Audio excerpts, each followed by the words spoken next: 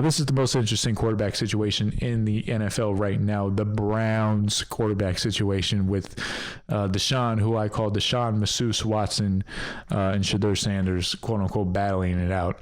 And also you can throw in Dylan Gabriel as well. So a little three-way competition you got going on there.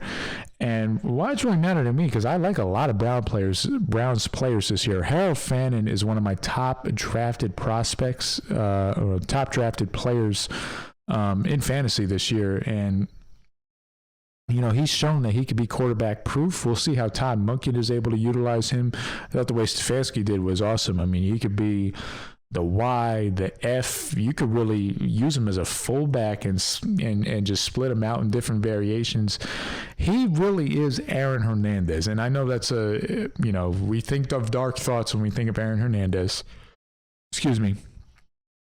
So obviously we're not comparing character here, but he's Aaron Hernandez. I mean, Aaron Hernandez, the way Bill Belichick was able to use him, he handed the ball off to him. He used him on screens. He used him as a receiver. He used him on just so many different concepts. And I think Harold Fannin he's the same size and speed prospect profile, and he could do similar things like Aaron Hernandez. And you know, and he's 22 years old, which is it's an exact similar background. I mean, Aaron Hernandez came in the league at 20, and he was, you know, out of the league at 23, which is even wild. But yes, I mean, there's a lot of upside with him.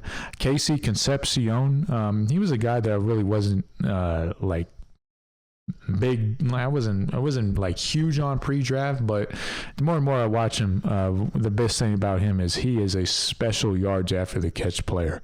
I mean, there's a reason he was one of the top returners in the league. If you guys play in those returner leagues, you're going to want to put Casey Concepcion really high because he is a really good punt and kickoff returner. But on top of that, he's electric in open space. Now he did have a little bit of an injury in the training camp, but it seems to be a little knick-knack injury. He'll be okay. But I'm a big fan of him. Denzel Boston out of was it funny? Where did Denzel Boston go to college? I forget. But I watched a little bit I got to watch some more on him. I like him, don't love him, but I like him. I think he's a steady prospect, and you know he's got some upside.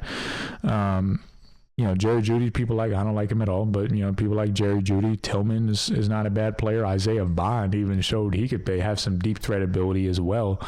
And then the running backs are very good. I mean, Quinshon Judkins, you know, we have a little bit of a grievance on him due to what he did off the field, but, you know, he was talent-wise, he was one of my favorite running backs of last year. And he's coming off that serious leg injury, so I'm not really big on him, but I understand why people are. I mean, he is a workhorse running back. And then Dylan Sampson, my most drafted player right now, 21 years old, just turned 22, I think. And, he's just electric. He's an electric playmaker. So yeah, this Browns, they have a lot of weapons on this team. This has a potential to be a really good offense. But these quarterbacks are not cutting it. Shedeur Sanders, I actually think there could be a little bit of upside with him. I'm not, you know, you would think a person like me who is quick to slander a lot of these quarterbacks in the league would be quick to slander Shedeur Sanders, but I thought you saw some positives with him last year. I mean, I thought you saw some confidence. I thought you saw players rallying around him. I thought you saw he had some solid accuracy at times last year.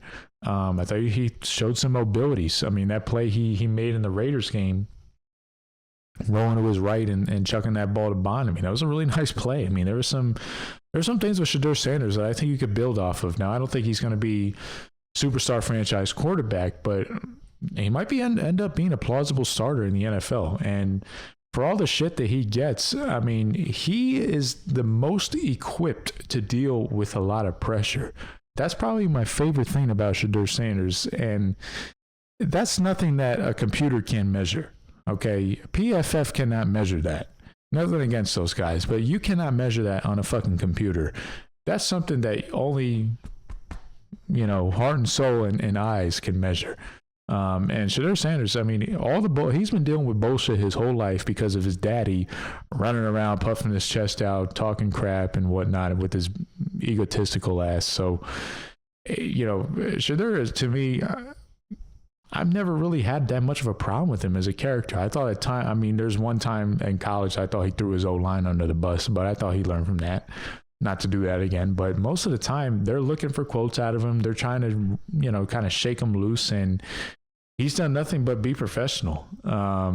So I think, in my opinion, he's the front runner for this job. Masseuse Watson, I have no respect for whatsoever. I think he's a piece of shit, and you know, I'll leave it at that. What was probably the funniest headline was, believe it or not, this is the last. I think this is the last year of his contract. That ridiculous $230 million highway robbery. I mean, that was, I mean, I think in GTA I've done some heists that were, I've done some $20-30 million heists in GTA. Maybe I've done $100 million heist, but I've never done a $230 million heist like Deshaun Watson did to Jimmy Haslam. Jimmy Haslam, you know, the dumbest owner in the NFL, just doesn't know what he's doing, plain and simple.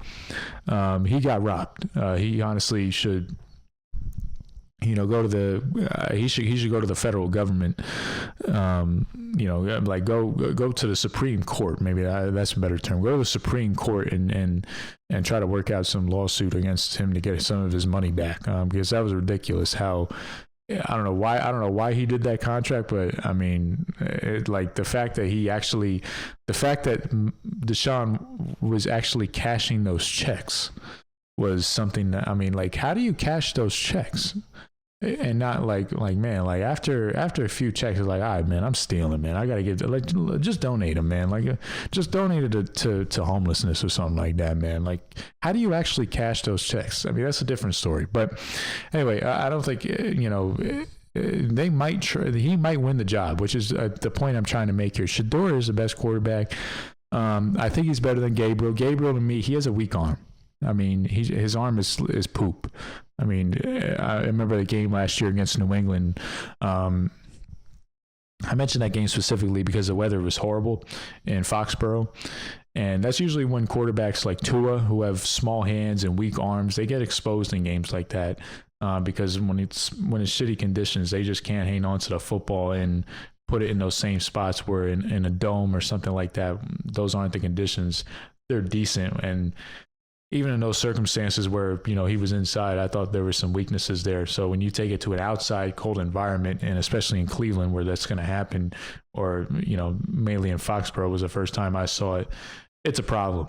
Shedeur Sanders, I think, you know, his arm is not as strong either, but it's better than Gabriel. So I think he's better than Gabriel. Gabriel is going to be the third string quarterback. We'll see if that changes, but I just, what I saw last year, I don't know. I don't really see anything with him now. One thing I will mention now, that I did mention, whatchamacallit, I did mention, I forgot to mention in the beginning of the show, is how, you know, guys, and this is no surprise, but I want to just reminder, we don't care about training camp footage. We don't care about players' workouts. Everyone looks good. I mean, we're reading these headlines and we're just taking it with a grain of salt and kind of chuckling and making jokes about it and recapping it for entertainment. But these coaches are full of shit. Okay, a lot of them really don't know as much as you guys want to think they know. And I say that from my armchair, like I know better, but. Like, to be honest, a lot of you guys sitting at home, you're really not that far off. If you're really into football and you watch the All-22 and you play Madden, or you coach football maybe on a youth league or a high school level, you're not that far off from a lot of the knowledge of these head coaches, believe it or not. And you have the right to critique from your armchair. Okay, I'm giving you that point being, but. Yeah, point being, a lot of these guys, everyone looks good, everyone's in better shape, everyone's all this blah blah blah blah blah. I don't care. Okay, I don't care about watching. I'm just watching the games. Okay, the good old Allen Iverson quote: "Practice, camp, it don't fucking matter." All right. How many times have we've heard about players in the off season, they've looked so good in training camp and they're tearing it up, and then you get in the game, you turn the lights on, and they're not the same player. So that's why I really don't care about, you know, looking at all these clips from, you know, these beat reporters who are sitting there filming on their phone from the sideline, you know, and half the time not even in pads. They're playing 7-on-7, so makes it's even more watered down. So let's just keep that let's keep that in perspective. But you got to watch out for this quarterback situation with the Browns. Bottom line, because even though Shedeur Sanders, in my opinion, is the best quarterback on the Cleveland Browns, I think there's a good chance they're going to play Watson because of that contract. Jimmy Haslam, you know, he didn't pay Deshaun Watson to sit on the bench. He paid Deshaun Watson to be a quote unquote franchise quarterback. And that's a fucking joke looking back at it. But, you know, the money talks. Okay. It's a good old expression. So something you got to watch out for. And I say that because if Watson is the quarterback, everybody's getting downgraded. And I'm throwing everyone like down. Harold Fannin might be the only one that I don't touch just because I think he's that elite of a talent to where he's quarterback proof. But all those receivers, downgrade. Running backs, downgrade. Because we've already seen enough of Watson. He sucks. Okay, he's a horrible human being, and he's just as bad as a quarterback. So I don't want to ever see him again, but unfortunately, we might see him. So brace yourself, guys. Try not to shit your pants.